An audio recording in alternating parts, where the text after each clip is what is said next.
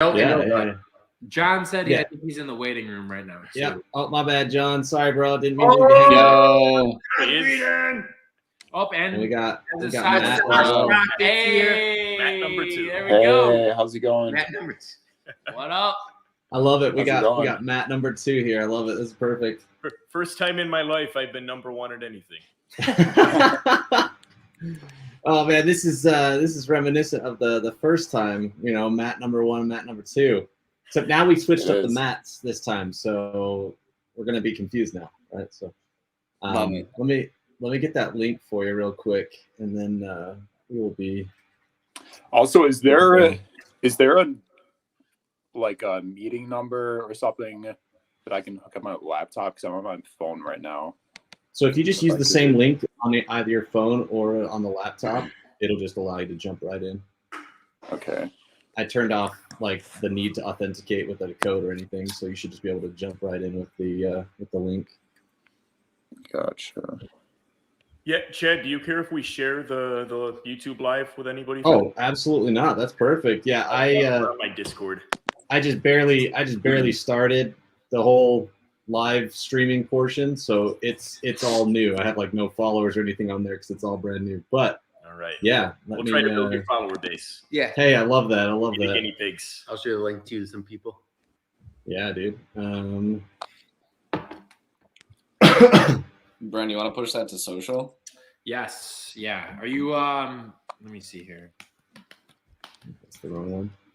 Hold on a second. Chad, are you throwing that? Can you throw that to our Instagram chat? Yeah, absolutely. That'll work great. Perfect. And after that, can you text me? Yeah. Forward. Oh, so people could watch this live right now if they wanted to? Yep. Whew. Good. Woo. Hey man, gotta get up with the times, right?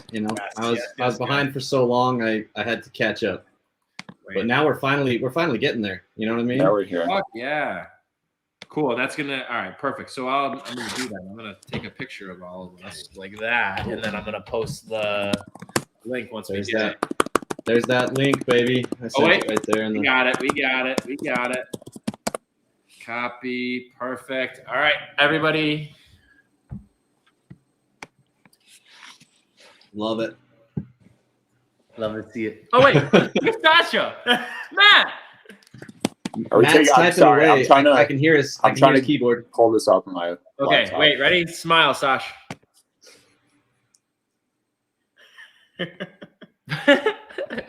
Corny, love it. Oh man, dude, I'm so stoked. Man, it's been a while, and still been listening to you guys' other EP. So now I'm stoked to get your new one, right? Like, hey, listen to that one you gave it a listen, right? Absolutely. I listened to it a couple times. Beautiful. Yeah, had to make sure I knew what I was talking about. That's what's up. All right, here, let's do this, and then let me get this link set really quick. And where are you located again? I'm in Utah. Utah? Cool. Yep. I just booked an Airbnb in Utah today, actually. Oh, nice, dude. Where at? Driggs. Driggs. Jay, when are you going there? I thought that was right Idaho. outside of Jackson Hole. Oh, okay. Nice, dude. Yeah. Jay, when are you going? I'm going there in July. Shit. That's beautiful out that time of year, dude. Oh, I recently got into mountain biking. And, nice. Cool. Yeah, it's been freaking amazing, man. Oh, jumping in and. I thought Driggs was Idaho too, isn't it? I thought Driggs was Idaho, but I mean, it's close enough. You're in Utah, but I'm ending the trip in Utah in Salt Lake City. Okay. Oh, nice, dude. Yeah. Heck yeah, bro. That's awesome. Driggs is in Idaho now that I'm thinking about it. But I'm doing 5 days in Jackson Hole, basically, and then I'm going to be doing 2 days in Salt Lake City. Sick, dude. Sounds awesome. Yeah, that's awesome, man. That'll be fun. I'm super stoked. Yeah, Yellowstone, Grand Tetons. Yeah, dude, there's a lot of fun stuff out here, man. That's awesome. Matt, was the desktop not working for you? What's up? Is the desktop version not working for you at all? My computer just be annoying, so I'm just gonna stick on the phone. Gotcha. Okay. Not a problem. Time out really quick, guys. Let me just send this over to Mike. Yeah, I'll send it to you on your Instagram. Thank you. Mm-hmm. I'm just gonna toss this on our Twitter really quick too. Dope. Yeah, no rush from me, man. Perfect. I'm still kind of like peeking over here to the side at the baby monitor, make sure my kids are actually going to sleep. You know, so. Feel that. Because my son yelled down and he's like, I want some food. And I was like, dude, you're in bed. You don't need food. But I also had to hurry, so I got him a bag of goldfish and a water bottle. I was like, all right, this is what you're going to have, dude. I was like, kind of defeats the point of brushing your teeth, but, you know, I've got a podcast. Chad, are you on Twitter, by the way, man? Yeah, it's Mr. Rad Chad.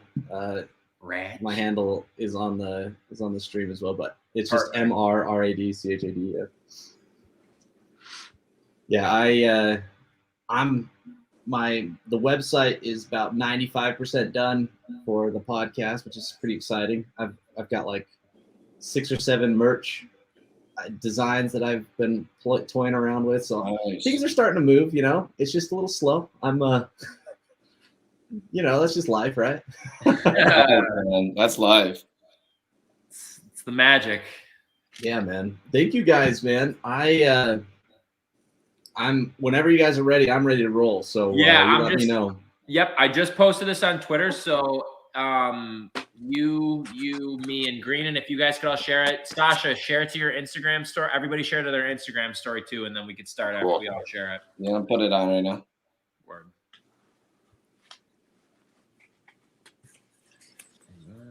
Yeah, see, this is the type of stuff I commend you guys for.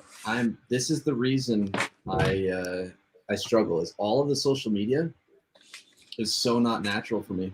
Social media is tough, man. It's tough. It's too much, dude. Yeah, it is.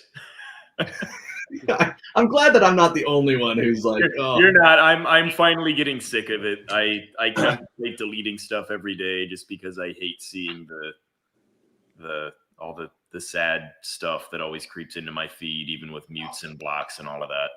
Yeah, dude. I mean, there's so much to it that, like, I feel like there's multiple problems with social media for me. I'm like, first off, I feel inauthentic, which is like the antithesis of how I want to be, because like so a great example of this, I got a PS5 like 3 or 4 months ago, right? And I was gonna post it, and I was so stoked to post it, and I was like, oh, I got a PS5. And then I thought about it, I was like, who does this actually benefit? No, all it does is make me feel like I'm just flaunting what I got to someone and like rubbing it in someone's face who couldn't get one. So I didn't post it because I was like, I don't want to be like a douchebag. Hey, I mean, on the other side of that, be excited about stuff. You know, if other people aren't going to be happy for you being excited about something, then maybe they shouldn't be around you. I don't know. Hey, that's valid. That's valid. Yeah. You do you. Yeah, that's true. There we go. Take that off, so we're not encroaching on the face there. All right, man. Well, I think we're all good then. Yeah, do you want to get rolling? Sick. Yeah, dude, I'm ready to roll. Let's do it. Let's do it, man. Well, dude, thank you guys and welcome back. I looked and it was November of 2020 that we last talked. Jesus. So it's been a bit, you know, and we sadly made a prediction that didn't come true with the Bills, but you know they've got another chance now that it's this time around, right? Like there's always another chance. Damn right. Damn right. But this time, you never know, right? Like I mean, and you got the Sabres who knows what they're gonna do, right? But you got some Buffalo love there, right? Yeah, we appreciate it. But welcome back, guys. Real quick, just we'll do really, really brief introductions. If people want to get to know you guys really in depth, they can listen to that first episode because we talked really, really in depth about each of you guys and kind of your journeys and music and stuff. But just quick introductions of yourselves. Obviously, your names are on the screen, but for people just listening. Jay, you want to start? Yeah, my name is John. Longtime Buffalonian, now out here in New York City, chasing the career path. But love playing with these guys, Canetis. These guys are like the backbone of my creative interests, and love continuing to write music and perform back in the 716. Heck yeah, brother. Hell yeah. Stash? I'm Matt. I play guitar in Canetis, and yeah, very excited to finally get some new music out. So, Heck yeah, man. I'm stoked for you guys. It's sick. We'll obviously talk about it more, but it's fantastic. thank you. Thank you. Sure. Yeah, I'm also Matt, and I play bass for Canetis. First of all, excited to be on the podcast again. Thanks for having us back, Yes. Chad. A great time. Absolutely, man. The most socialization I've done in God knows how long. I feel that, dude. I feel that. Like, it's pretty much all, like, the only social life I have is the podcast. Like, my wife and I, like, we talk and we're like, we don't have friends. But my wife has friends, I We're guess, your because we're friends. sons. But We are, Well, yeah, exactly. yeah. We're your friends. No, well, thank you. No, happy to be here. Happy to be back. Happy to be putting out a new EP. I legitimately think we stepped it up big time from the first one. So Absolutely, I would agree. Not that the first one wasn't great, but that this one it feels like it's on another level, and there's some cool stuff we're obviously going to talk about. So we'll continue the introductions, but we'll get there soon. Well, I'm Brendan. I sing in Canetis, and yeah, echoing everybody else's statements. It's great to be back. Chad, first time around with you when we were on was an excellent time. We had so much fun talking about music and non-music topics alike, and so very happy to be back with you. I think I could speak for the five of us when we all kind of feel like we're just excited to put out new music. It's been a long time coming, and with the pandemic, it kind of held up the process a little bit, but it feels really, really good to be on the cusp of putting out music. And now that, at least from our end, that all the work is done, we're just itching for everybody to get to hear this. So again, thank you for having us on. Heck yeah, man. Oh, wow. It's my turn. Mr. Michael. It's Mike. I play guitar in Canetis. Chad, thank you for having us on the podcast. Always a pleasure. Really looking forward to putting out our music with this second EP. Like echoing what everyone else. One of our songs, Echo. What do you know there? No, I love it, dude. I love it. What do you know? Hell yeah. So one of the most exciting things for me is seeing all of you and seeing the same group. That's really, really exciting because, obviously, John being in New York City, it's probably not terribly far, but it's pretty far away, right? Like you guys have already, with our first conversation, you guys had a lot of work to just kind of collaborate, right? With COVID and distance and whatnot. But it's really exciting to me to see that all of you are still Canetis. That's dope. Because I imagine it would have been a lot easier to just be like, all right, this is a lot. Let's just kind of step back, right? So that's really exciting for me. And obviously, like I said, the new EP, for anyone who hasn't heard it yet, which is pretty much everyone, because Other than you. one of the few blessed ones, right? Fantastic job. wait, you heard it? But fantastic job on it. Let's talk about it a little bit, because this is a long time in the making. And there's probably a lot of anticipation, a lot of eager energy going on. So let's talk a little bit about the EP, guys. Yeah. Well, yeah, just for starters, and not only is John in New York, but Sasha is also in New York right now. Rock. Oh, you relocated to New York? I also relocated. Yeah. Oh, nice, man. Well, we'll have to talk a little about that. Yeah, definitely. But yeah, so it kind of worked out. We started recording it actually around this time last year, and it had worked out where John was home visiting due to the holidays and just being back in general. We had kind of plotted it out that he was going to come back and do his drum parts. So really, it's been just about like a year-long process. Through that time, in like late spring, early summer, Sasha ended up moving to New York, but he was the second one to record his parts, as he did that right before he had moved. So the timing kind of worked out perfectly with that. And then, of course, Mike, Matt, and myself, we finished off the rest after these two guys were able to do their parts. But I think what was really it was interesting, challenging, fun, very different, and probably something I don't want to ever do again. But we wrote more than half of the record was written independently. So by the time that John went in to record his drum tracks, 3 of the 5 songs I don't think we had ever played with each other before. And I say playing not like live, like even in our practice space. Even practice sessions. Right. Yeah. So it was a bit of a change up for us, but I think it was a different challenge. I for the five of us, we've all been in bands for such a long time. And, when you're talking about being in various bands throughout, like for all of us, I mean, realistically, like a 10-year period, you're throwing different challenges, obstacles, whatever it may be. But this is something that was just a complete and total anomaly with that, when you're talking about a pandemic like that, where not only do we have two of the guys are on the other side of the state, but also it's just difficult to get together in the first place. So it was tough for the sense of us not being able to be in a room together. Cause the five of us, when we step into a room, and I know, sure, probably lots of bands say this, but when the five of us get in a room together and start playing music, it feels like it's just fucking magic. It's just something that is just so much bigger than, the sum of our parts, I guess. It's just us being together. It's a totally different animal, and we all feed off of each other's creativity because it's a slow animal.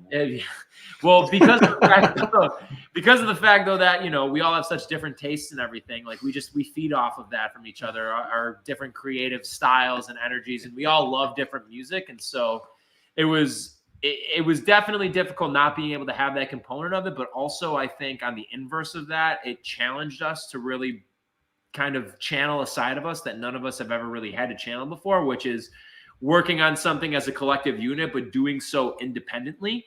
Mm-hmm. So I think that aspect of it kind of makes this record unique, that it's all of us in our individual influences, but not as much blended together as the first EP was when we were writing it together. Whereas now it was like one of us writes a part of the song, and then Mike writes a guitar part, and then it's thrown to John, who comes up with a drum part that he's working on by himself. Then John then sends that to Sasha, and then Sasha comes up with a guitar part that plays off of Mike's part, but they're not able to interact with each other. So it's just going off of our instincts. And then Brock gets his hands on it with his bass parts. Slapping the bass. Well, really, yeah. So it's slapping the bass. Right, yeah. So all of us being able to kind of have our own take on it, where it's not as collaborative as it was before, obviously wasn't ideal, but I also feel like it brings out something in all of us musically that we never really had to channel before. And that does beg the question of, like, without that collaborative nature, like, because it is still obviously a collaborative process. The fact is, you're all needing to be on the same page, and you're all needing to get your desired product out, right? So let's say, for example, you from the example you just gave, where it starts with Mike, he lays down a guitar part, passes it to John, and then John passes it over to Sasha, right, to Matt, and let's say Matt hears Mike's part, and he's like, this needs to change. I think Matt could have done this differently, or I think we should do this part differently. How long is this process? Because I imagine, like, in the same room, we talked about this in the first interview, right? In the same room, there is that energy, and you guys are able to be like, oh yeah, I see what you're saying, and it's like boom, boom, boom. But like when Sasha's listening through this whole thing and trying to add what he wants to it, he adds what he wants, but then also says, hey, we need to change this, and then he's gonna have to go back around, right? Like, this is kind of like an entire circular process multiple times over, right?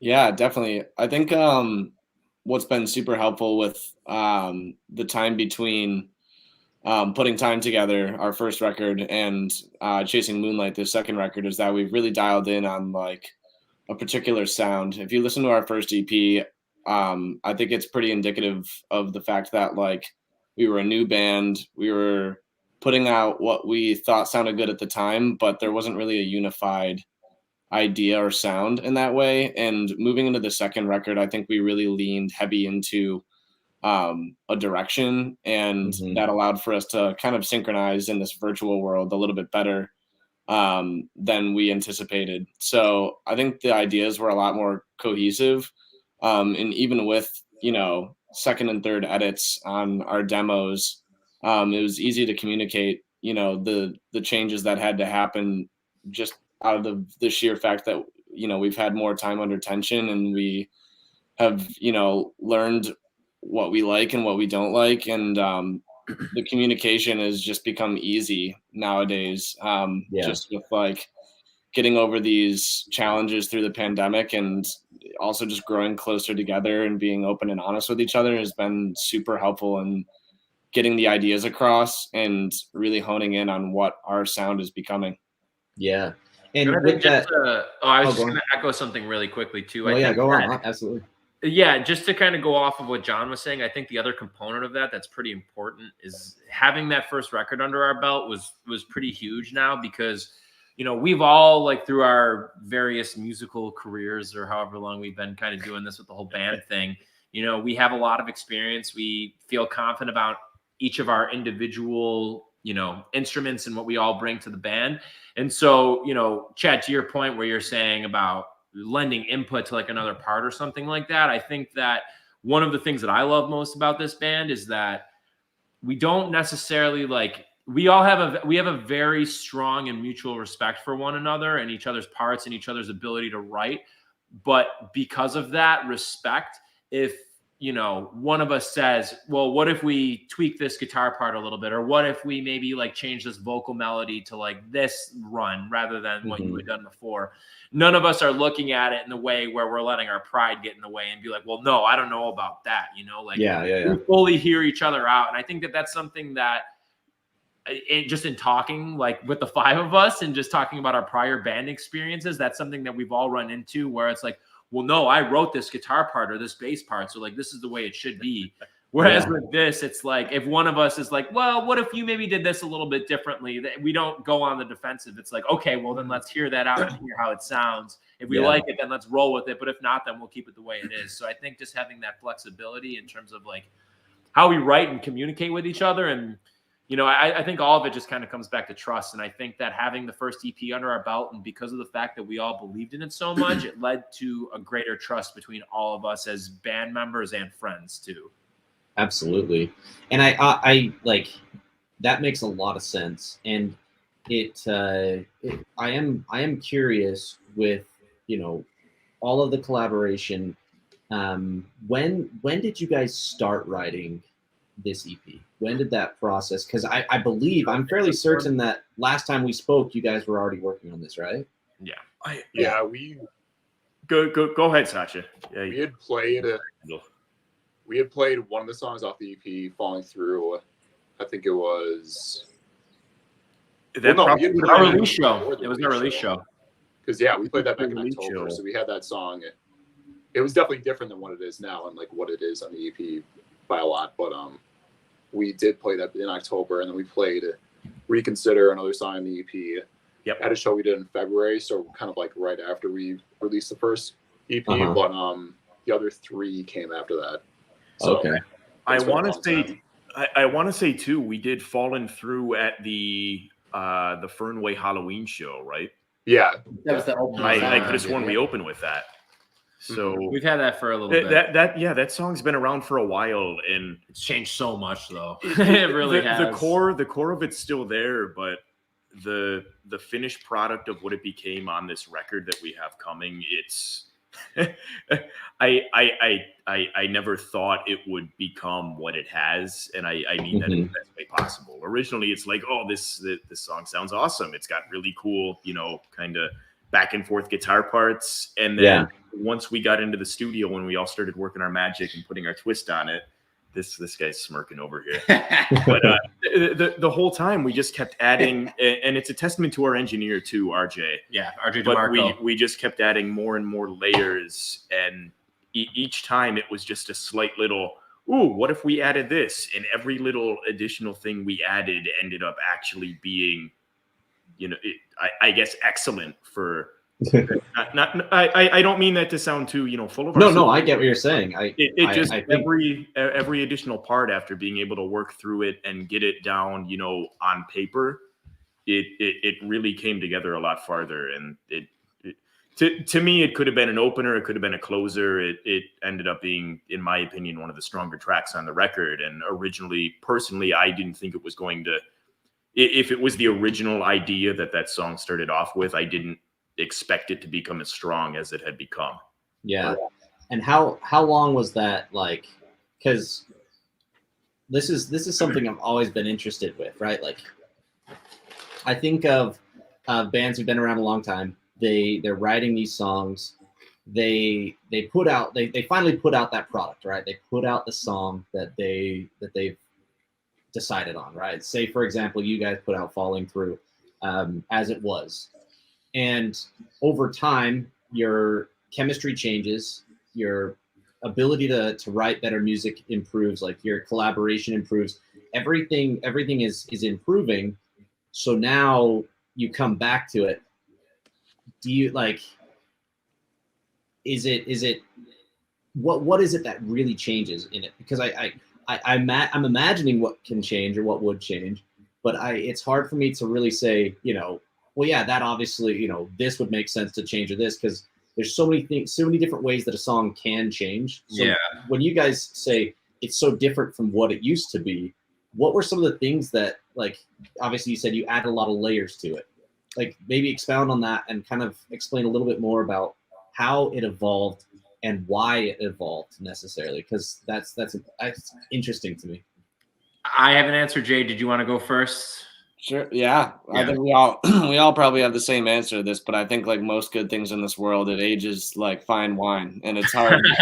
Sometimes it's hard to figure out when to put that glass of fine wine down sometimes too. But yeah, I think with time, everything, in art, you can always keep improving and you can always keep making it better, and deciding when to release it out into the world is always such a challenging decision. But when it came to these songs that we have on Chasing Moonlight, a lot of them really came from us, like more or less like telling our stories like through past experiences, but like through the pandemic as well. I mean, this was such like a new experience for all of us, and like I don't think any of us have written in this way before. Admittedly, like this is the first time I think in my personal music career that I've ever like genuinely 100% enjoyed being in the studio recording a record. Like I find that experience to be like very stressful. Like I'd rather be on a stage for 10 hours than be in a studio for 1 hour. And the way that these other fellas here wrote these parts and made it so easy to create something beautiful, it made the whole experience like so much easier and better.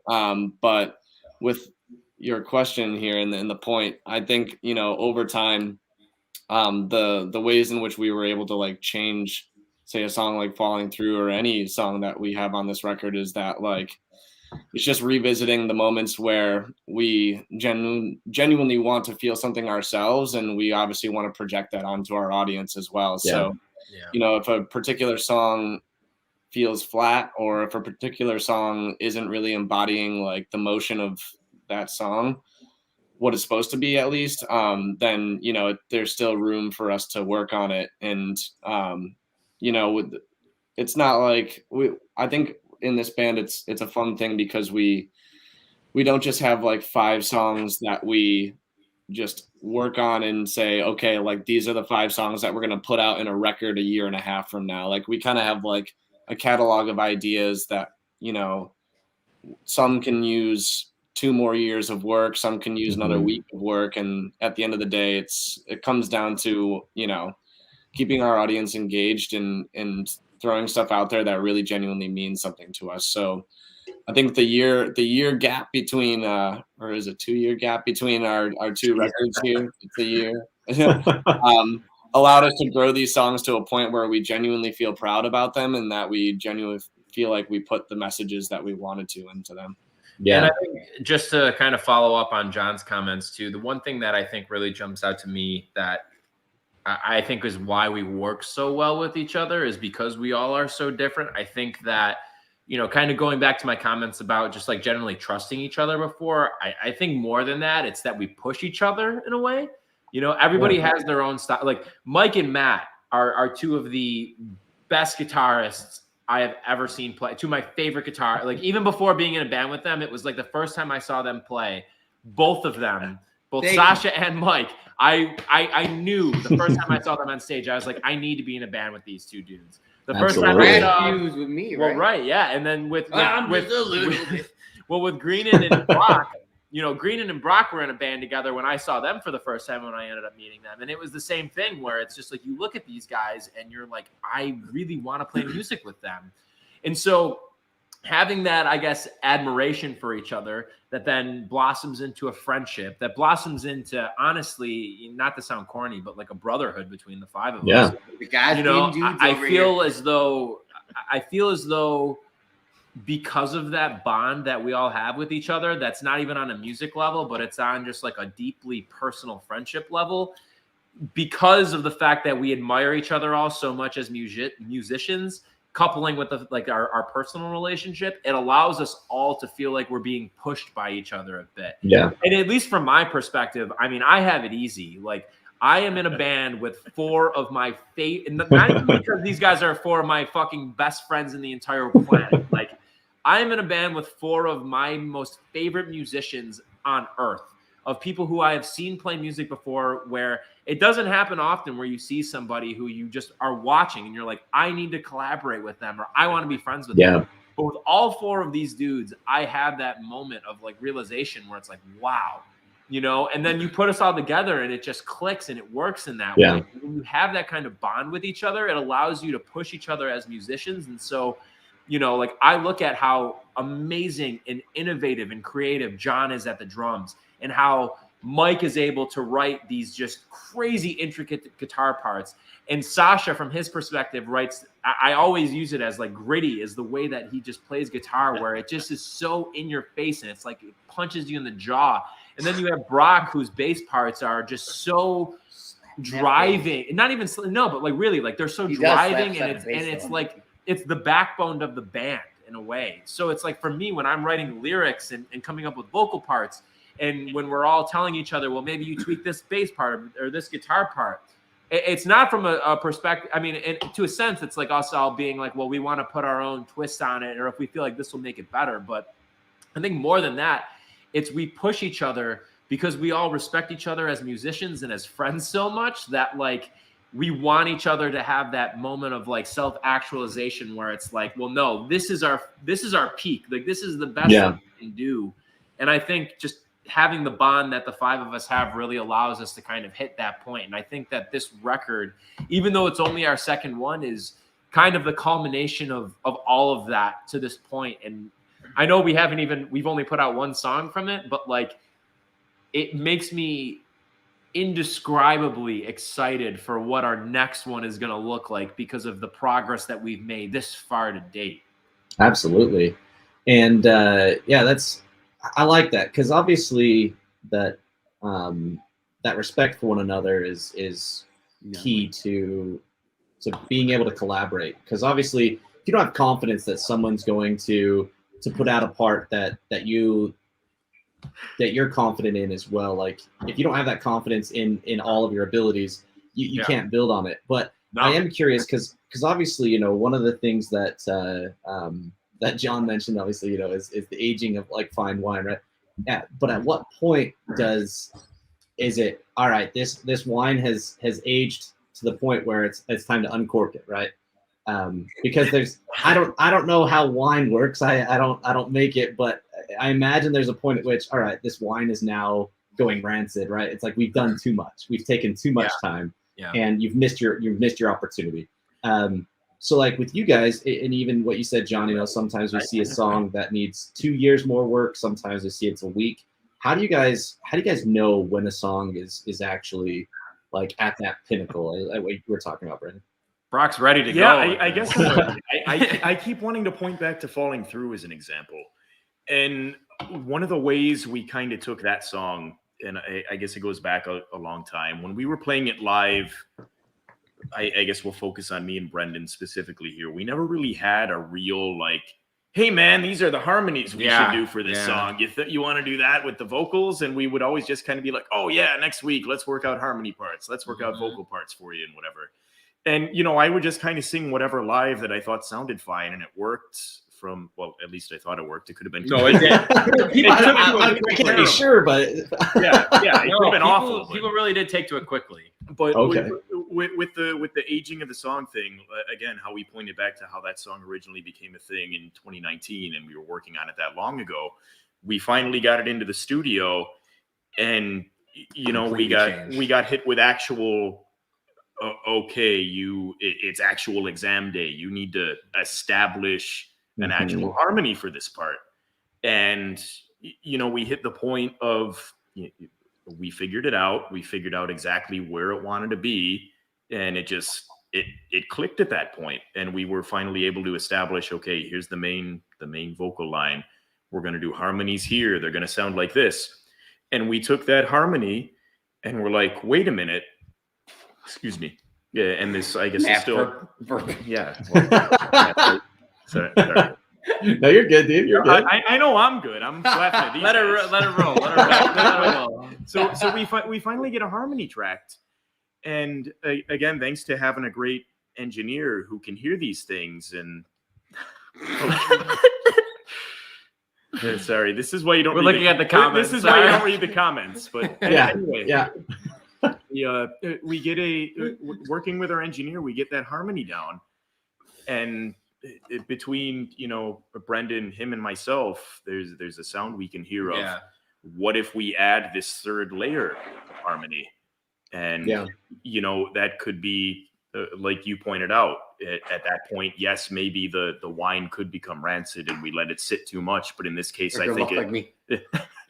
I will say I'm a lot grayer than I was back in 2019, but I think it's just like that's kind of the thing though, is that I think with all of the songs, like even though Falling Through is like the longest or the oldest one, like dating back almost 2 years at this point, we just kept refining it, and I think that's what we do well, is that I at least know me from like the lyric perspective, and I don't know if we're gonna get into this more or not, but like for my like the way I look at like lyrics is like I'm continuously refining them until the moment that I am in the booth and I am recording them. And I know that's the case for Green and with drums too. Like he is continuously like working and evolving it until he gets in the studio. And even when you're in the studio, you are too, to an extent. And I know that that goes for the case for Matt with bass, for Mike and Sasha with guitar. It's like, it's being refined until the moment that it's like put to tape, And I think that's kind of what makes it work, is that we don't like have it settled and we're like, okay, this is it. Like we're constantly looking for ways that we can elevate ourselves and each other.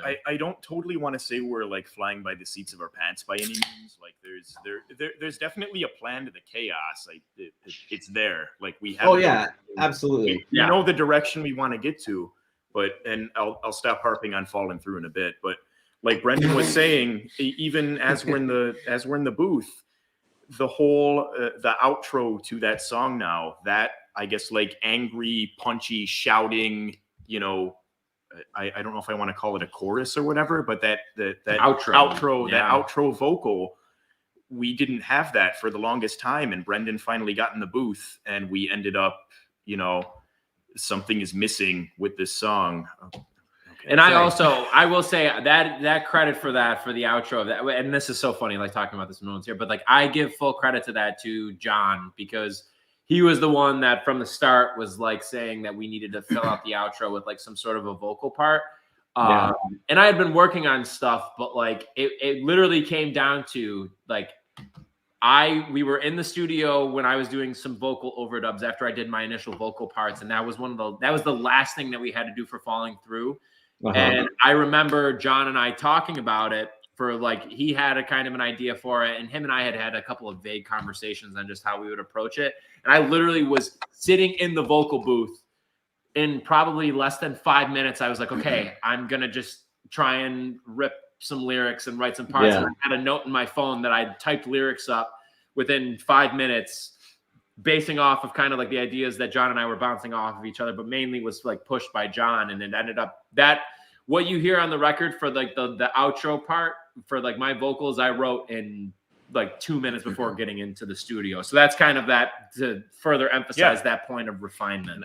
I guess with the line adage, that was where we popped the cork and we knew the song was, aged to Aged to perfection, and you're ready to pour it into that glass. Yeah. I'm hesitant to say perfection about anything. Nothing's ever perfect. Well, yeah, I mean, I definitely enjoy the the mantra of like perfection is the antithesis of done, right? Like nothing's ever going to be perfect. Yeah. But if you're waiting for perfection, you're never going to get anything done, because ultimately, the fact is, like,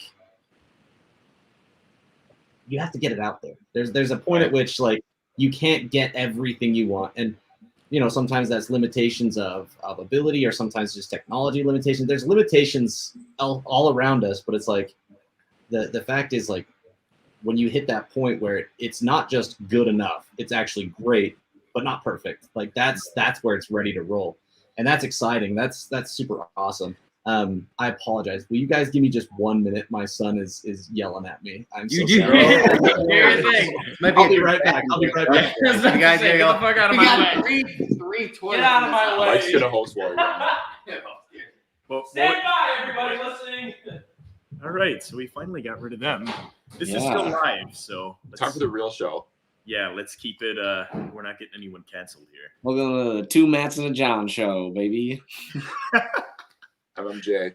Yeah, how's it going, guys? You doing good? Good, man. Great.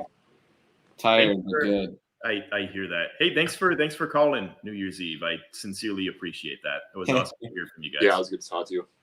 Yeah, It was John's idea. What's that? It was John's idea. Well, John is The next day, I was like, damn, why didn't I do that to more people? I called, I think, everybody in my contacts. Yeah, you were like, hey, either way. I got home and I was literally like ready to go to bed, and I saw my phone going off, and it's like, who's calling me? Yeah, I think I was calling like it's John. Friends from middle school, and yeah, that was nice. It was good to chat. Hopefully, you guys had a good New Year's. I love New Year's. Man. New Year's is like up there in my top favorite holidays. New Year's, Christmas, 4th of July. Yeah, I do really like New Year's. People give it a bad rap, but.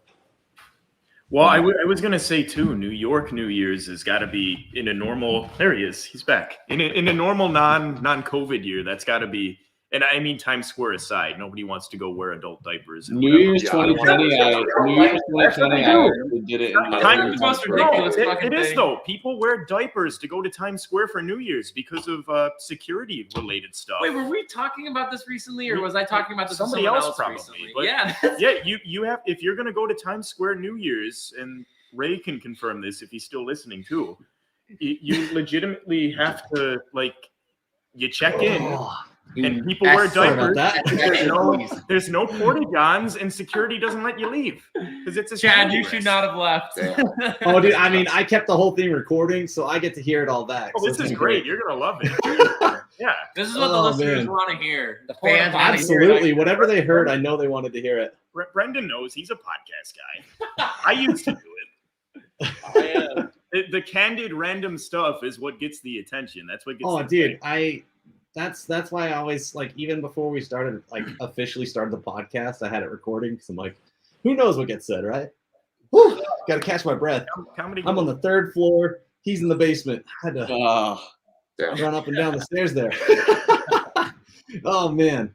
All right, well, we're back. Yes, we're back. Thank you guys. No, we're good. I'll live. All right. Thank you guys for understanding. Like I said, adult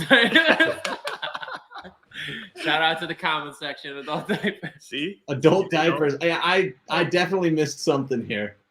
I'm assuming someone went to the bathroom and you guys started talking. Are these comments just from StreamYard, or is this from YouTube as well? This is from YouTube. This is all from YouTube. Yeah. There we go. Comments coming. Go Bills. Go diapers. Oh man, go Bills! Anyways, love you. Where were we, Chad? We were in the midst. Actually, we had just barely finished up the conversation of how we know that a wine is aged just right, right? And basically, what we've learned is the way is if it looks like Mike, right? That's what we learned. If a song is like Mike, then it's aged like fine wine. So, so with the order of things, so obviously, I was looking it up earlier. The single you've released so far is Reconsider. Yes. And I feel like that one is like a really nice transition for someone going from your first EP to your second. And obviously that's that's the song the EP opens on, right? Yeah. So it's kind of like this is definitely Canetis. I hear it, you feel it, everything's good, and then you guys just step it up like big time throughout the remaining 4 songs. So tell me, for everybody. Yeah, exactly. Sorry, yeah, obviously I've had the opportunity to listen. No, to it, I mean that in the best way possible. No, it really is because like I said, I listened to that one and I was like, that's a great song, and it kind of opens up. I'm like, okay, it's got the reminiscent vibes. It definitely, you can feel that there's higher production to it. There's a little bit more I don't know, power to it. I don't know exactly how to explain it, but there's more to it. And then it ends the song. Which is the song you guys end on? Because holy crap, that one is phenomenal. Wait, the last song on the EP? The last song on the EP. Falling Through. Yeah. Okay. Through. So that one definitely is fine wine. Holy cow. What a great song. So tell me, like, we talked about this in the first podcast as well, but kind of the order of songs. I feel like you guys put a lot of thought into that. And with the EP, like, were these songs in the order they were written, or is it just kind of like the order that things felt natural? So Falling Through was actually the one that we wrote first out of the 5. Oh, okay. I guess that, yeah, obviously, based on what you guys were just barely talking about. And so how did you guys decide the order you wanted to place it in? Was there any rhyme or reason? It changed a lot.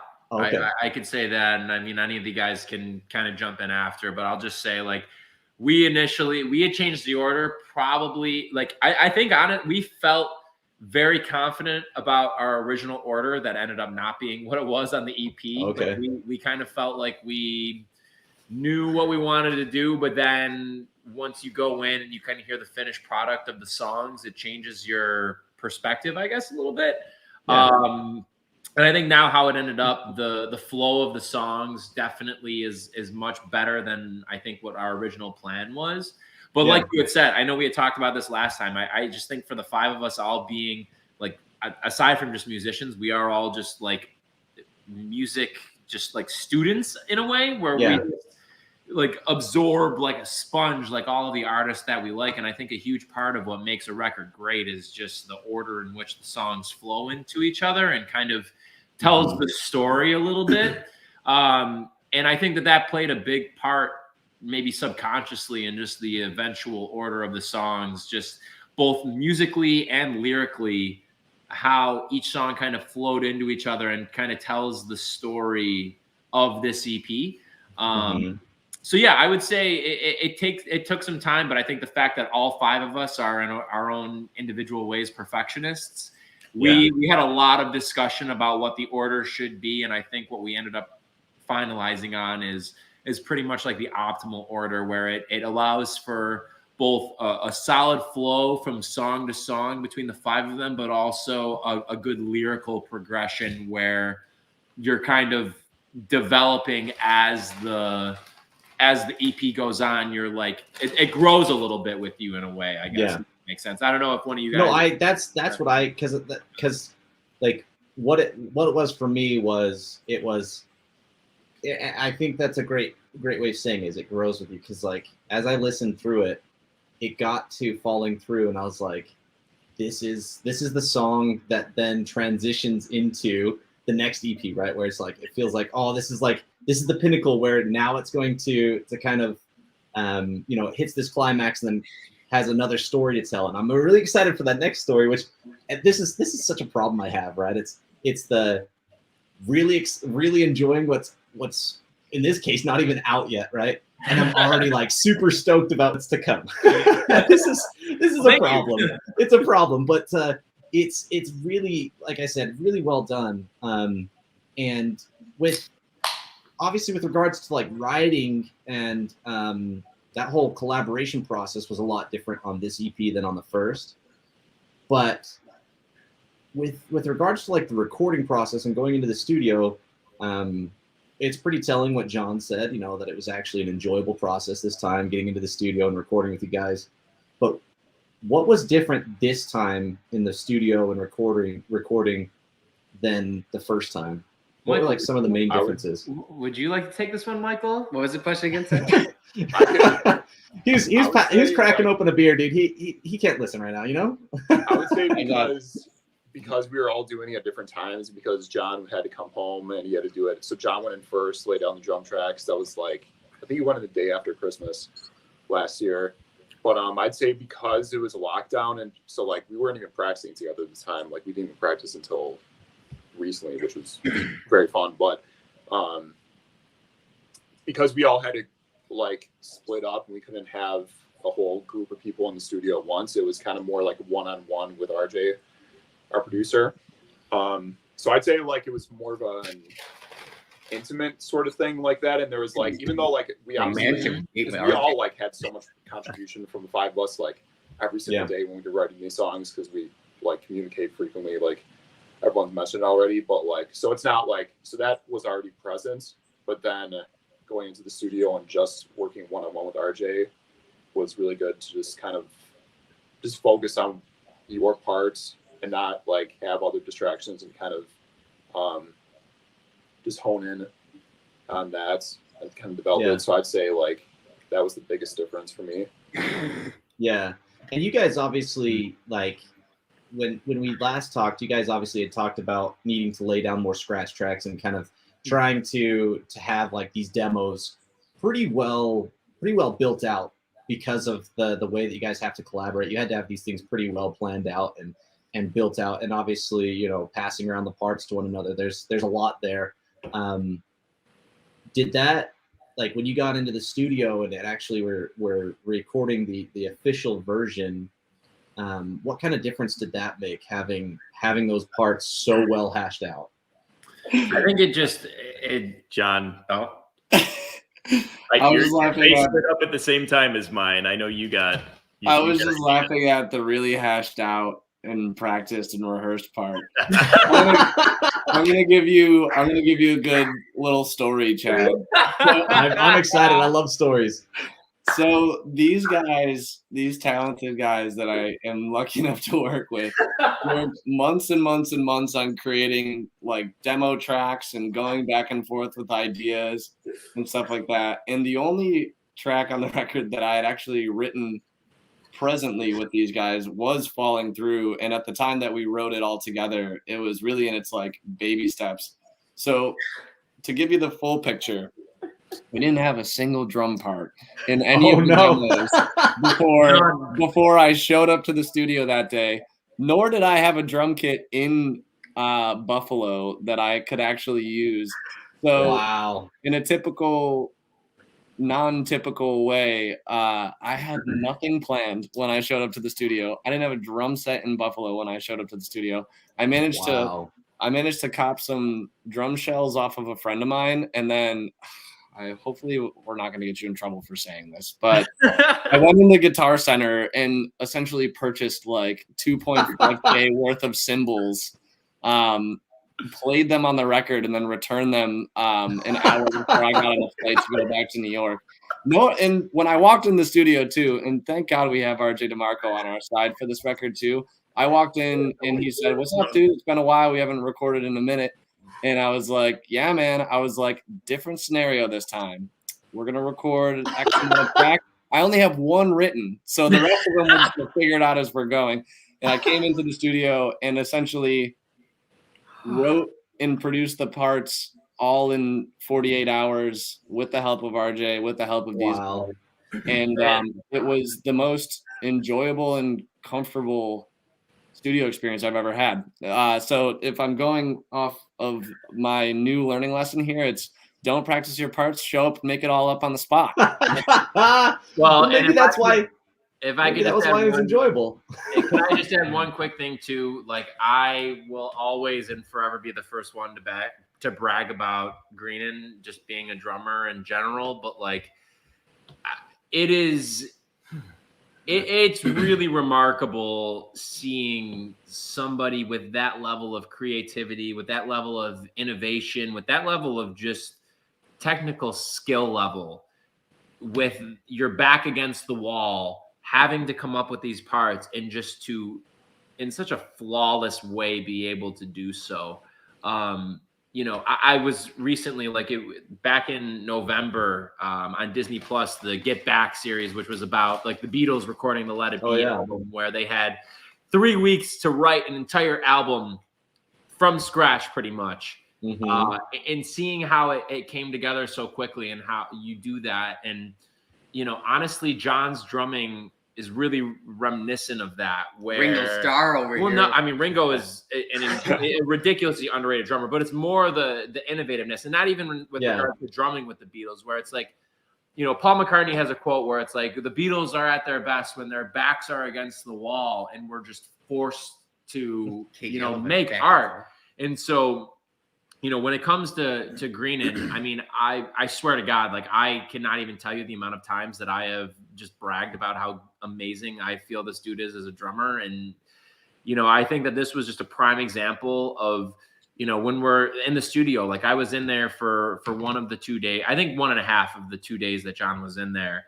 And just getting to just hear in person, you know, where you go into the studio and you have this idea of how you want a song to eventually sound in your head, but you don't necessarily know how to articulate it in the best possible way.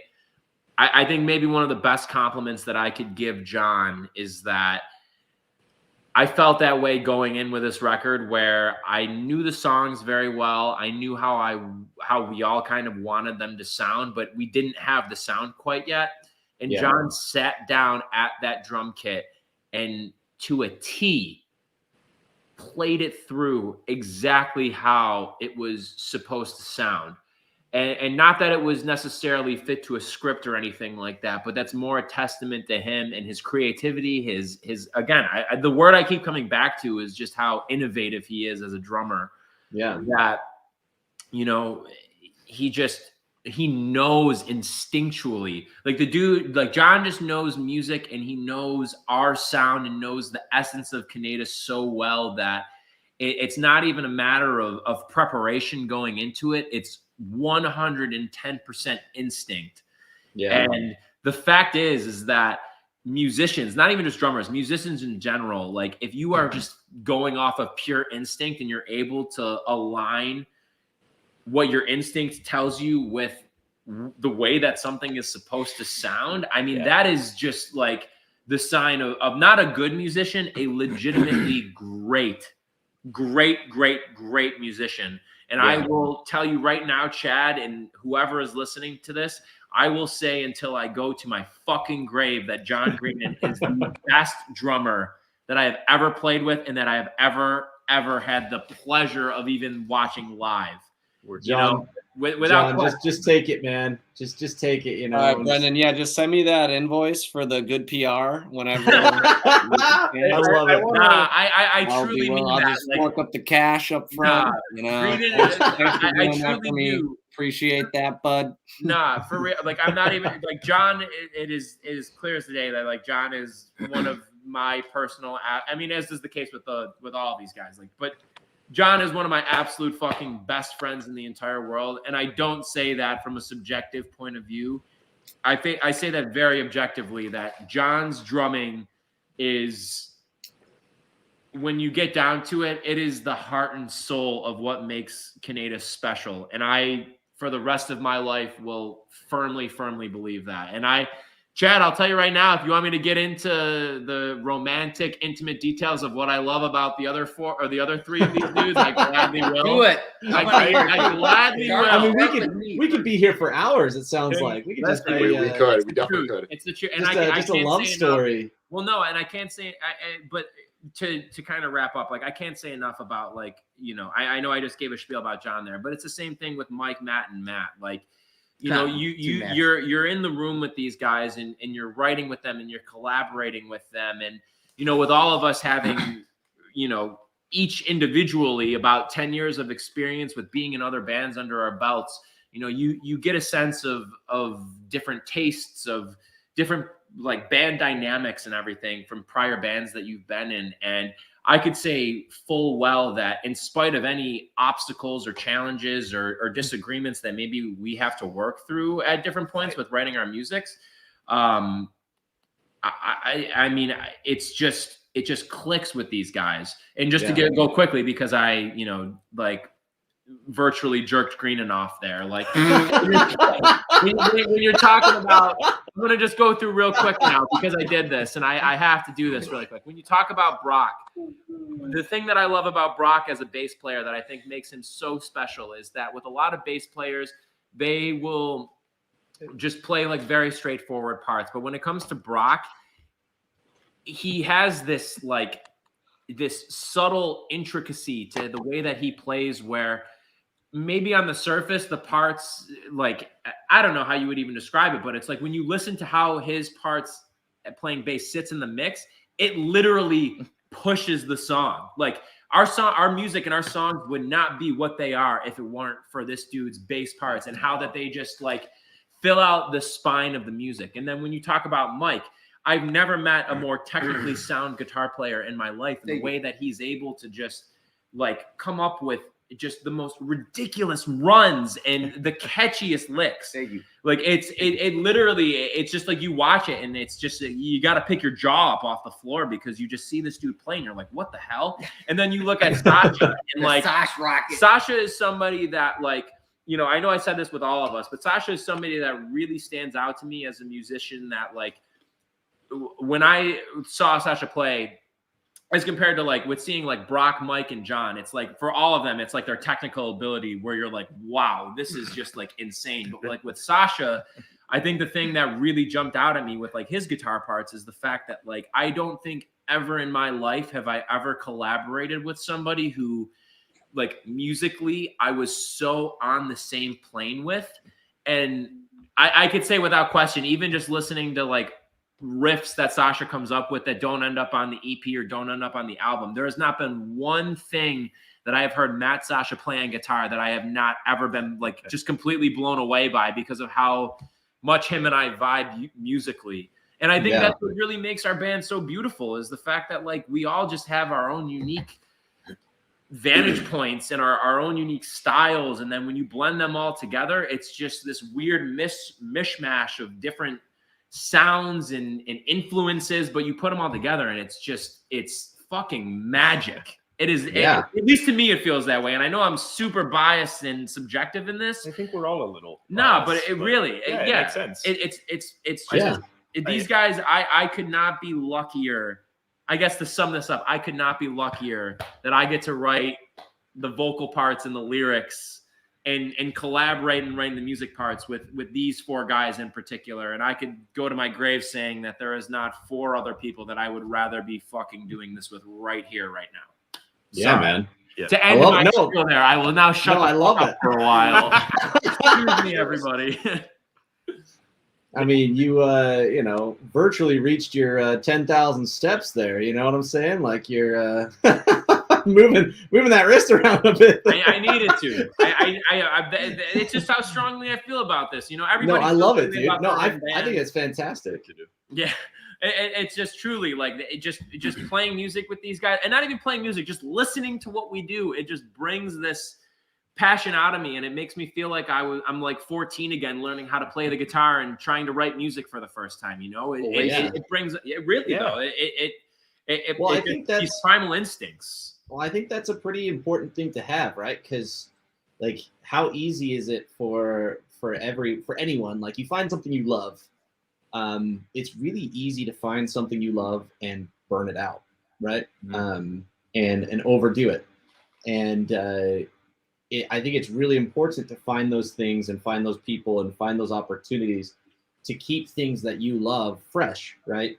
And especially with writing music, that's something that if you just get into like this rut or this groove that's not a good groove, just like, you know, you're just doing it because you know what you're supposed to do, you know, this amount of time I'm supposed to get to the chorus and then and then these types of chords lead to this type, and you're thinking of it all in a non emotional Going through the motions. Yeah, exactly. You're kind of you're not taking it as seriously. Like that ruins the magic of being a musician, right? It kind of ruins the point. And also as a listeners can hear that, dude. Like when there's authenticity there. I'm a firm believer that you can tell when a band is authentic about what they're writing.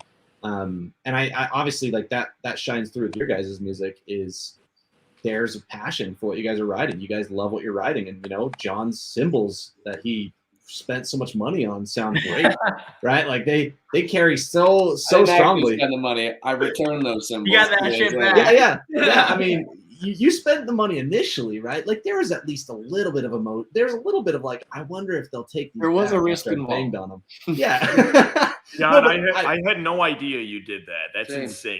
Like, I'm trying to wrap my head around that. It might have been a little industry trick that I've heard of that. There was a band I talked to. They went and bought some guitar because they so it was Oh Weatherly. There was the Hopeless Records director was there, like in LA, and he was like, hey, come over and play a song. And they didn't have their instruments, so they went to Guitar Center, bought a few guitars and a bass, and went over to his place, played, then went back and returned them, and they got a record deal with Hopeless Records. Like, that's pretty. I mean, that works. You got to do what you got to do. It might be a little sacrilege, but as long as nobody gets hurt, I guess. I mean, as long as you're not destroying the cymbals or scratching the guitar or breaking it, like secondhand, it's still firsthand technically, So, yeah.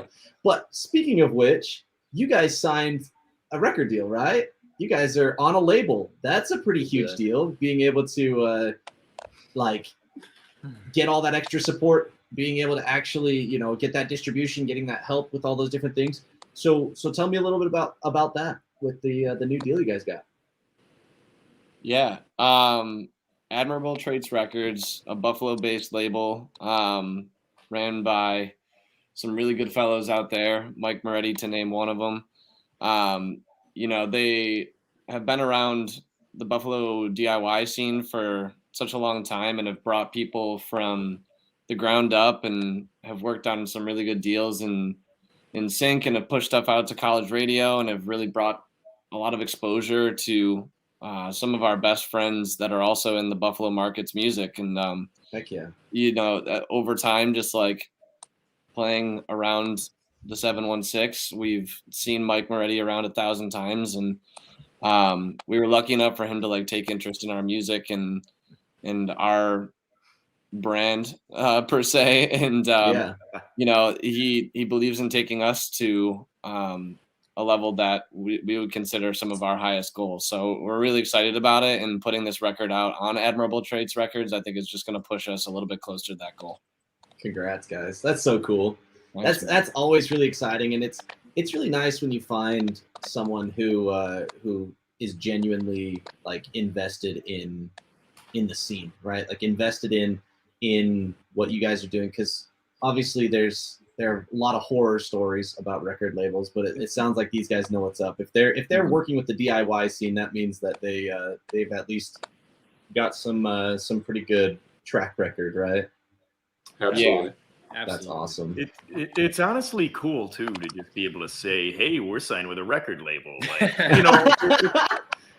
mean, that's gotta feel awesome. No, it is. It's cool. Like, I obviously the band isn't any of the five of us our main career or anything, but still being able to say that I'm signed to a label. Yeah, it is though. I'm signed to a label. That nice My little, opinion means more. I'm signed to a label. I don't even not even like that. No, 100% like that. Yeah, now that we're signed, we are music gods, and we know literally any and everything about the industry, and no one else matters. But no, it's cool to be able to say. It still just slips my mind sometimes, and for me, it's I don't know, just like an offhand little comment I can make, but it still just kind of sits there and resonates for a minute. Like, oh, that's right, we're signed to a label. Yeah. For a fact, so I hide from my coworkers that I play in bands, and they recently found out that I played in a band that signed to a label. So like, oh wow, Mike plays in a band. He signed a late. Oh, God. So clearly our heads have all grown 3 sizes here. Nah, Well, I mean, I'll just say too, really quick, Chad. Like, I think if anything, it's just on like for all of us on our each individual personal levels. I don't know. I think it's just like the culmination of a lot of hard work. yeah. I think anybody who has, and not even just in a band, but just being in the arts in general, I think that everybody knows that it just takes a lot of blood, sweat, tears, money, emotional investment, physical investment, mental investment. Like there's so much that goes into it. Yeah. And for me, it wasn't so much as like, I mean, obviously it's incredibly cool to be able to say, hey, we're on a record label. Like it, you know, like that's a great honor. But I think if more than anything, it's in a way, it's kind of like validation a bit, you know, it's like you work so long and so hard for something, and to finally, you know, you obviously get that fulfillment from just like playing shows and having people follow you and like your music and everything like that. But for having somebody to, I guess, make like the financial commitment into that's a big, that was a big part of it. Right. It was not, and again, it's not even that the financial commitment or whatever. Mm-hmm. It's the fact that somebody else out there took the time to listen to us and believes in it and listen to all the things we put together. Yeah. And they decided to say, hey, I like your music. I like your product this much that I want to be able to work with exclusively you. Sign this piece of paper that says we are working together. It is officially official. And take me for a test drive. I honestly, I think that's awesome. Extremely validating. So it's cool. Like, it's super awesome. And that's why I'm super stoked for you guys. Cause it really is just, it's just that it's regardless of anything else, all it does is say, hey, I am like, it's not just like I think it anymore. It's like, you know, that what you're doing is great, right? Like now there's like, because there is, you know, I'm a big, you know, fan of a lot of music, and I'll support a lot of bands, and you know, maybe those bands won't ever make it big, but you know, that moment that you're able to sign that paper, there is just a validation that allows you to just feel like, man, like we're going in the right direction. We're accomplishing the things that we're set out to do. It's overwhelming beyond words, honestly. Like I am totally okay with making myself seem like a fool right now. Like I full on, Chad, like no joke. The moment that I signed the contract, like I immediately like started tearing up, you know, like it, but really, like it really is. I mean, music in general is just something that's just so deeply personal to all of us. And it's something that like, it's not even like a hobby. It's something that's just intertwined to the fabric of who we are as people. And to be able to feel like you're reaching this culmination of so much hard work and obstacles and challenges and just all of that. I mean, how can you not just see the beauty in that? And I think that's, you know, kind of that just shines through in our music. We just all, I think, are very appreciative of the fact that the 5 of us kind of found each other in the unique way that we did. And I think we'd be fucking idiots to try and ruin it now because things have gone so far. Reconsidering. Yeah. Oh, yes. Yeah. I see what you did there. I see what you did there. Mike is the actual lyric king. Yeah, so. Right. He's been right a lot. I love it. Well, real quick, you guys obviously know from the last time, we always like to end on random questions. Oh, but we already learned your guys' favorite candies, your favorite movies, your favorite hobbies. So this time we're gonna go a little different direction. But do you guys still have a couple minutes? Let's fucking absolutely. Let's go. Awesome. All right. So this first question is what is the best purchase you've made under $100? Jesus. That's a good question.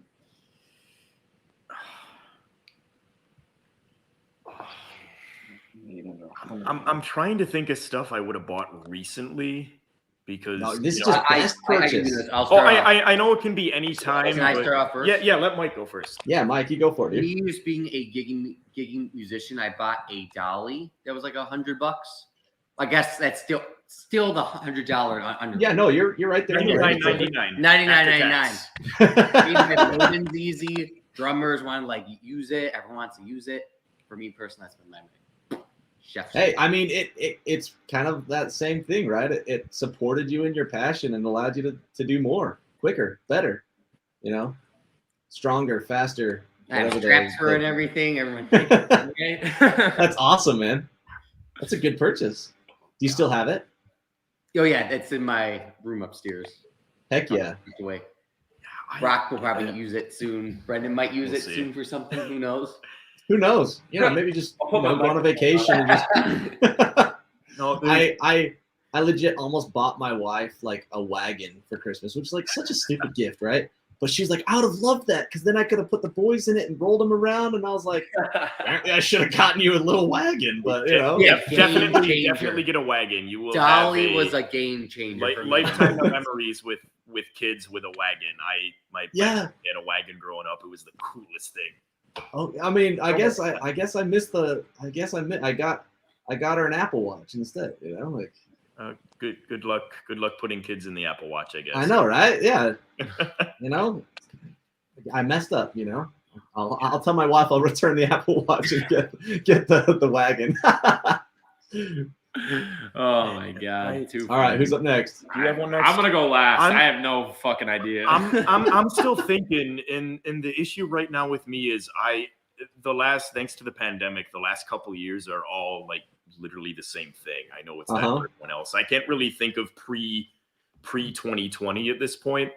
So I'll focus, I guess, on recent purchases under $100. And it came in the mail today. I finally bought a legitimate chef's knife for food prep. Nice little 8-inch Swiss Army chef's knife. You're gonna murder me, man. No. Yeah, no, it's game changer. It is really. First thing I did, I took it out of the package and I cut a piece of paper right down the middle, and it went like butter. Like I mean that feeling's pretty fantastic. No, and I've been sitting here the last forever chopping veggies and meats and whatever with a little 4-inch utility knife from Wegmans, and it got the job done. But now I actually now you're official. Well, right. I actually have the real threat of losing a finger now anytime. So, like, dude, I love it. That added pressure, it's going to make me perform better. Just like the band. Back against the wall. Back to the wall. Crunch time, you got to get it done. I love it. So everything's really, thankfully. Yeah. I mean, well, next time we talk, we're gonna have to follow up on that. Make sure that you still have all 10 digits. You know. Yeah, that's what I'm hoping. Yeah, he's not gonna be playing bass anymore. I was gonna say he's not a pick player yet. No, he's just gonna be slapping it because he's gonna be missing it. What's the guy's name from Black Sabbath? Or Tony? I guess it's a guitar player, but whatever. Yeah, same thing, right? Like ultimately in the end, but you know what's like the most satisfying once you get those knives? It's getting like a tomato or a grape and slicing it like super, super thin. You're just like, I've arrived. Because those are like the hardest things to slice well, right? But when you can get a nice thin slice of those, you're like, hey, I did it. I am there. And I don't know how to cook very well, but that is a satisfying feeling. I'm excited. Thin slice. As soon as my new pan comes in too, I'm gonna be going nuts. It's gonna be great. Oh, dude, send pictures. Let us know how it's going.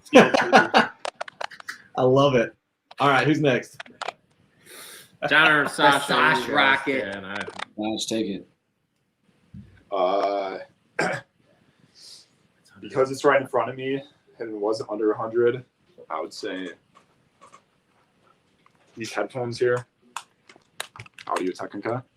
Oh, we're sponsored by them. No, we're not. We're not sponsored by them, but they make good but you're open for sponsorships. Audio Technica. We are open for sponsorships. We are open if you want to sponsor us. Audio Tech CAO is listening. The only thing that's annoying is the cord is. I mean, this is like meant for studio, so it's like a mile long, 20-foot cord. So when I'm listening to random YouTube videos on my laptop, it's not really like most practical, but it sounds really good. So heck yeah, dude, that's awesome. Yeah. Are those the is like the AT40s or something? Is that the name? They are ATH M30X. Okay, sick, dude. But yeah, I've looked into Audio Technicas because my brother-in-law he swears by him. He like does a bunch of recording and stuff. He's like, you got to get some like studio headphones, and I was like, oh yeah, and he's like, you got to get the open back and all this, and I'm like, dude, like I do a podcast, man. don't know if I need open back headphones with like all this fanciness, but Audio Technica is great. Yeah, The I don't even know sound, what like it when is. I put his on, I was like, wow, these. I mean, they're very crisp. So I mean, definitely high quality Yeah, sound. they sound great. Yeah, even Awesome, like those dude. are low end, but they sound good. All right, John. I think that makes because Brendan said he's going to be last because he's still scratching his head for ideas right now.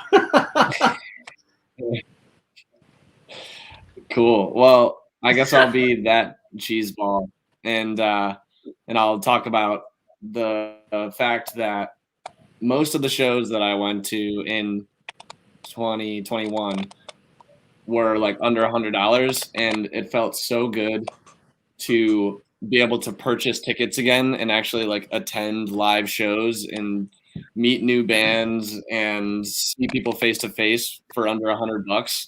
And the key is obviously to go to like lesser known venues, see lesser known names, and like experience people's performances when they're not, $1 million production budgets and stuff like that. I think that that's like some of the best money that I spent in 2021 and in my life because that post-pandemic first live show feeling, man, is like the greatest high you'll ever have in your life. And I got to like meet and see so many amazing artists this year, and I am excited after this Omicron spike decides to chill out to see a lot more artists out on the road. Heck yeah, dude. Spend less than $100 on some killer artists. Heck yeah, dude. I love it, man. That's the best answer so far, John. Yeah, I mean, I like all the answers. Let's be honest here. All the answers are great. I'll be honest. No answers are better than others. Okay, everyone's answers are all equal here. Except for yours, Brendan. You better make it right. Except for mine. Yeah, maybe not Brendan's because who knows what he's gonna say at this point. All right, I guess preemptively, I'll say my favorite under $100 purchase is gonna be the plane ticket that I buy to go visit Matt and John in New York. Heck yeah! Hey. Yeah. Hey. The Strokes play again. Yeah, right. Exactly.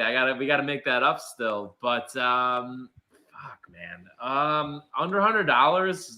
I think John and I went to a music festival in Atlanta back in October. We went to Shaky Knees Festival, and we got to see like the Strokes, our Foo Fighters, Run the Jewels, like a ridiculously cool lineup. And the festival itself was not under $100, but I'm pretty sure my plane ticket was. So I'm gonna say the plane ticket of getting out of Buffalo for a long weekend, getting to hang with John and then our friends Dakota, Kayla, and Maria.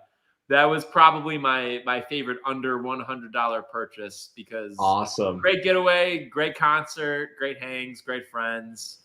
Better ingredients, better pizza, Papa John's. Papa John's. Sure, down in China. Papa John's is a fucking racist, so that's where we're at. They're now in China. Well, I mean, Shaq's now the guy on there, so. Well, listen, Shaq is in a league of his own. I mean, listen. Shaq literally is like everywhere, and I don't mind, I want Shaq to be the manager of Canetis and my dad. I mean, like there's parts of me that wants to move like to where he's at because he's like volunteer sheriff. I'm like, I just want to meet him one day, just like get pulled over by Shaq. Oh yeah. Like I don't know, that'd be pretty dope. Agreed. All right. Next one here for you, and this one, Matt mentioned, not being able to, all the time kind of melds into one. So this one's a little bit more challenging, but 2021 just ended. So what was your favorite release of 2021? This could be movies, music, books, video games. What was your favorite release? Something that you were anticipating that came out and it didn't disappoint you, like Battlefield disappointed me. That was really a bummer. I want to cheat and get out ahead of it just so I can beat anybody, and I think it counts as 2021. Battlefield, yes, disappointing. I still have hope. I'm not an EA shill, so I'll get that out of the way first. But Spider-Man. Oh, dude, so great. So great. Yeah. Dude, I watched it. I watched it twice that it. Opening weekend, dude. Oh, so cool.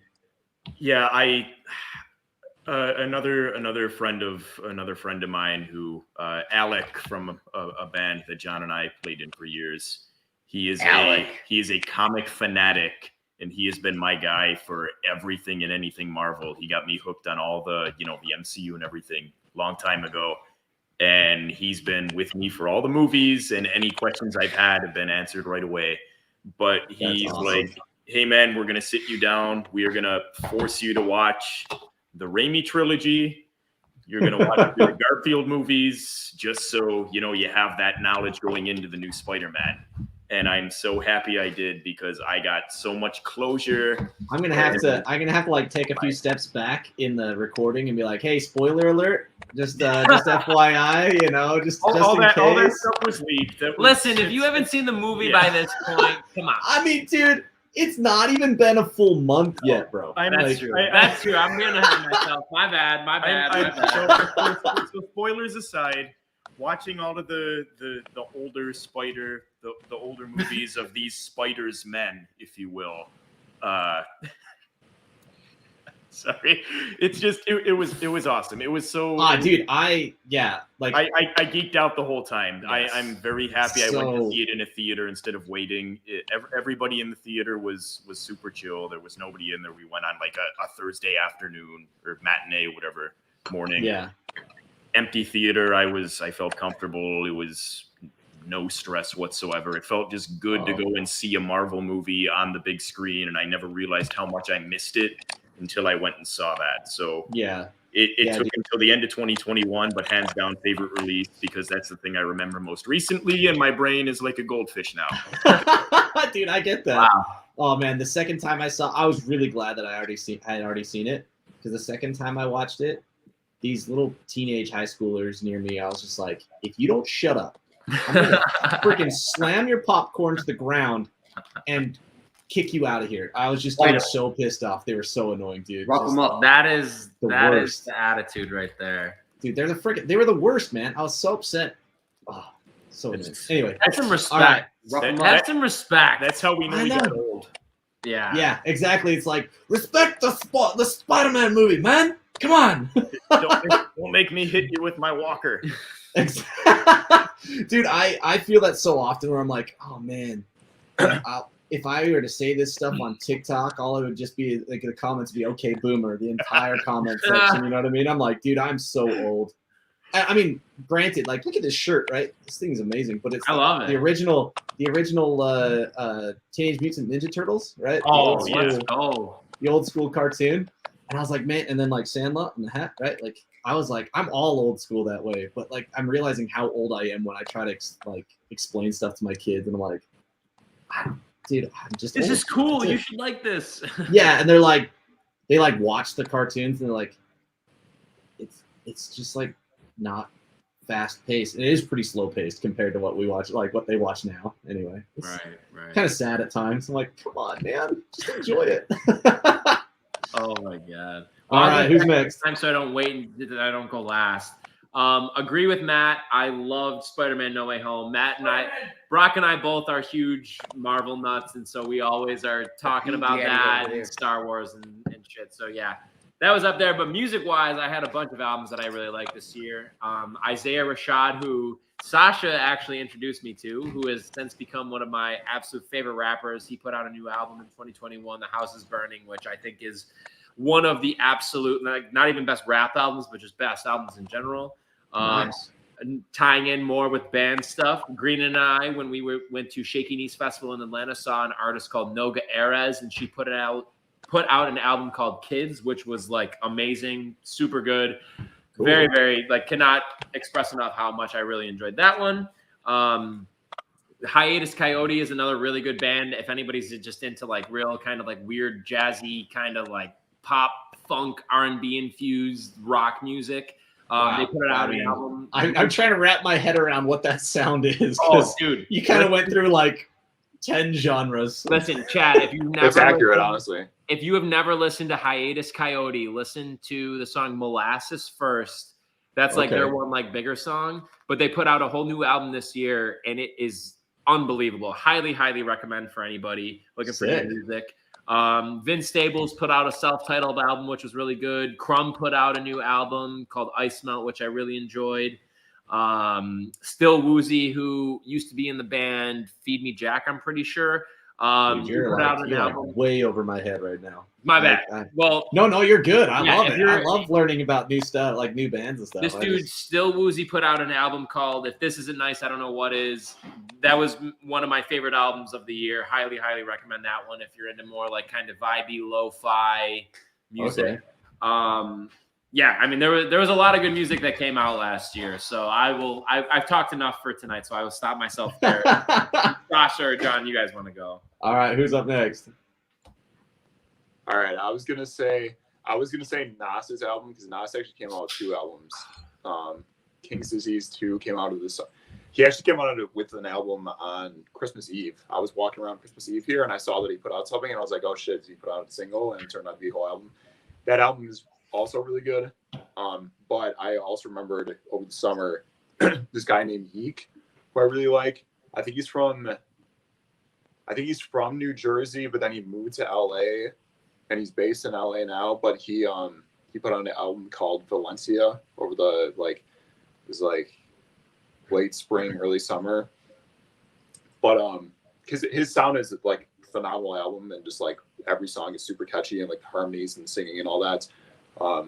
And he's super interesting because like he's like just like kind of like we are. I mean, he's very, very, very different than us, but he's similar to us in the way that like if you were trying to describe his music to someone, you couldn't pinpoint it into one genre. So he's like kind of like there's like R&B in there, but also hip hop, and like he plays guitar too. There's there's sort of like little like touches of like indie rock like sprinkled in there. So it's like, but it's a really interesting sort of mix. But yeah, Yeek. Sick, bro. I love it. Yeah, I'm always looking for more stuff to listen to. So now I've got probably more than I can handle right now. That's good. Very cool. To strike up the Spider-Man thing again, just to add a little cool note, the corner store bodega that they swing away from in that movie was shot in front of my apartment, and the No way is the building that that Spider-Man and his aunt are in, like in the whole beginning of the movie. That 40, dude, it's 4315 46th Street. I live on 46th Street in Sunnyside, Queens. So I live in Spider-Man's neighborhood. Dude, you've arrived. Like, yeah, I mean, their talent last summer, their talent trailers were like right outside of our apartment, and then they were shooting the like boom camera like scenario where he like swings away over the 7 train. That's so cool. Right outside the apartment. So Tom Holland and Zendaya were just like chilling outside of my apartment. I guess I could have offered them a little like damn green opportunity. But are you kidding me? Yeah, dude, that's pretty incredible. That's cool, dude. I was gonna say we could have been the title track. It was very cool. We could all watch the movie together sometime, and I'll point out the scenes like exactly where it is. Next time you guys are home, done. Or next time so you're here. awesome. Or when you're here, I can just show you. I like that better, actually. Yes. Dude, that's so freaking cool. But it's funny you're asking about the top releases, because I literally was just writing this out today because a friend of mine asked me, and I didn't have a single answer for it. So my top 10 releases for 2021 that I'll just rip through super fast is Pally Dance by Roosevelt, Amberland, New York by Pine Grove, Last Birthday by Valley, Sup by Super American, shout out Buffalo fan, hey. The Rise and Fall of Loverboy by Sir Sly, The Million Masks of God by Manchester Orchestra, Repaint My Mind by The Wildlife, Planet Her by Doja Cat. Doja Cat's listening, I love you. 30 by Adele, Happier Than Ever, Billie Eilish, and then just a bonus track on here, but An Evening with Silk Sonic by Silk Sonic. Oh, dude. Okay, Silk Sonic blew my mind with their releases. So obviously, like Adele's new stuff. I'm privileged enough to have not used TikTok and not listen to the radio, so it hasn't burned out. Like, I'm still blown away at how phenomenal I was she is. surprised. I've never been an Adele fan, but I think it was, my brother's fiance was playing in the car, and I was like, damn, this is good. Yeah. I mean, I've always been super impressed by her like, ever since Sidewalk. No, that's true. Is that what it was called? Like, holy crap, dude. I was just like, this girl's like crazy. And then, like, that Rolling in the Deep, it was like awful. Like I hated that song so much. And Hello drove me crazy. So like I kind of just like I lost. I was like, man, she's just not the same. And then this one came out. I was like, okay, never mind. She's freaking amazing. She's cool. She's just like the only person in like, well, one of few, I would say, in like pop music right now that's just so like regal and like almost like a blast to the past in a lot of ways and stuff like that. It's just like, even if like the songs don't speak to you as much, like you gotta respect the approach. it's so I dope. mean, yeah. There's so much, and she's obviously just like, she just is spot on with like the sound just matches everything. Like there's just like a very nice cohesive feel of her music, and it's impressive. Yeah. So yeah, dude, There's a lot of really good mainstream music that came out this year, like of like bigger like mainstream pop artists. I feel like it was really high quality stuff. Like obviously her, Silk Sonic, like John said, Taylor Swift re-releasing music. I mean, came out shout with out, music. yeah. Canetis. We're super mainstream, right? My wife loves T Swift, but I'm just like, can I just never hear Taylor Swift ever? I respect the fact that she said fuck you to that guy who screwed her over and was horrible to her and a bunch of other people, and is like, you know what, I'm gonna re-release my songs like a bunch of years later and make them how I want them now. She did like a 10-minute live performance on SNL. You don't see that anymore. Yeah, and it was excellent. It was able to keep you hooked the whole time. I'm not a T Swift fan either. I respect the hell out of what she does. She's great. I can't I can't sit and listen to her music because stylistically that's not what I enjoyed listening to. Usually like instrumental. I was gonna say if she put out an instrumental funk album, I'd vibe with that. Some instrumental funk, yeah, definitely. That's definitely Taylor Swift's next album. I can just feel it, you know. I hope so.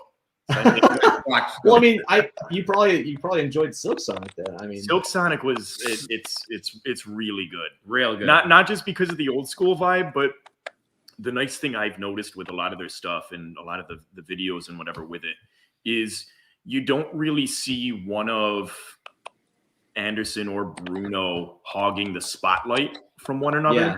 Both of them are very much featured equally as equals. And I feel like, you know, each of their abilities, they obviously feed ridiculously well off of one another. Yeah. And I mean, as well. And no one takes the spotlight. It's what makes it, you know, phenomenal. There's nobody's on the backstage, you know. And I love that they showed that musicality can still be mainstream, like actual music, right? Like not just like, I can't believe that Peaches by Justin Bieber, which is the worst song off of his album, but I actually enjoyed most of the album, but that song is just terrible, like just objectively. Like it was considered one of the top songs of the year for the Grammys, and I'm like, what? Like, who would ever vote Giveon though, who was on that song? Giveon's great R&B artist. Love him. No, I'm not saying that. Like, I'm just saying like. No, I agree with you. The song was the same I agree, chords. bro. There was no resolve. I was just like, man, what in the world? Anyway, so like, I agree completely. Like he had some great songs, and that was just not one of them. Anyway, all right, Mike, you're up, dude. What's so for me last? I'll keep it nice and short and sweet. With artist Valley Palace, I really started to listen to a lot this past year. Dream pop kind of stuff. That's like my like heart and soul. Dream pop, heavy reverb, lots of like time-based effects on. Just good stuff. I found him on TikTok, actually. Nice. He signed to Run for Cover, I think, possibly. Which is like a good label. I mean, TikTok is a great place for a lot of up and coming musicians. You know, it's. I found him. I was like, oh, this sounds like sick. And I started listening to them, and nice. Good stuff. Good shit. Nice. Well, awesome. I don't want to take any more of you guys' time. You guys are super late out there, but man, our pleasure. Thank you guys so much for joining me. Once again, absolute blast. You guys are super stellar, and congrats on the new EP. I love it. It is so cool. When is the release? So okay, that because it's slightly up in the air right now. So the release as it is right now is slated to go out on January 29th. Or January 28th, excuse me, and we were going to have a release show to celebrate it on the 29th at a local venue, really popular local venue called Buffalo Ironworks with Fernway, Marky Grant, and Grace Green, which are three incredible Buffalo-based artists. However, given the ongoing fluid situation with the pandemic that may be changing and we may be pushing back a little bit, because in our mind, we would rather be able to put out the EP and have a proper release show where we can try and, fully sell out the place and have everybody there and as many people there as we possibly can, as compared to potentially having to sacrifice some of that because people rightfully having COVID concerns and, we're actually having COVID. Right. Or actually having it. So there's a lot of, the unknown right now, but as it is right now, it's slated for January 28th, but I could say pretty confidently that in a worst case scenario, it wouldn't come out any later than like around March. So soon enough, very soon. And at the worst case, also on top of that, if it doesn't come out on January 28th, we'll be putting out a single in the meantime to kind of bridge the gap between then. So within the next couple of months, it will definitively be out. But check out our new single, Reconsider, which we had put out back in December, which was the lead single off of Chasing Moonlight. And we have a second single that'll be coming out regardless in the next few weeks, too. So lots of good stuff coming. We just don't quite necessarily know definitively when it is yet. Awesome. Well, guys, congrats. My condolences for the Bills' loss in advance. I'm just kidding. We're going to the Super Bowl, baby. We're going to the Super Bowl. I'm just giving you a hard time. No, we're not doing this podcast again. Yeah. Thanks, no thanks. Oh no. I honestly, the Bills have a pretty solid run. They have a pretty solid schedule ahead in terms of being able to make it. Honestly, the only team that I see as like a real threat is Green Bay. Obviously, they're kind of crazy this year. But anyway, I'm a huge fan of your guys's.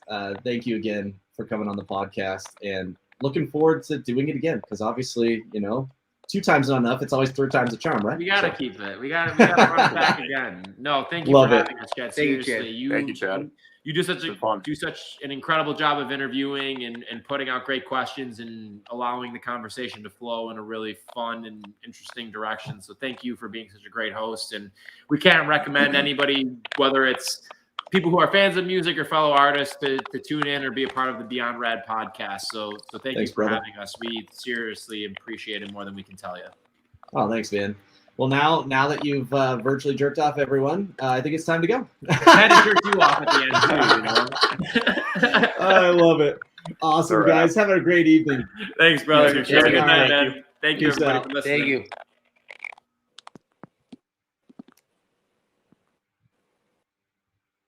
Awesome, man. Those guys.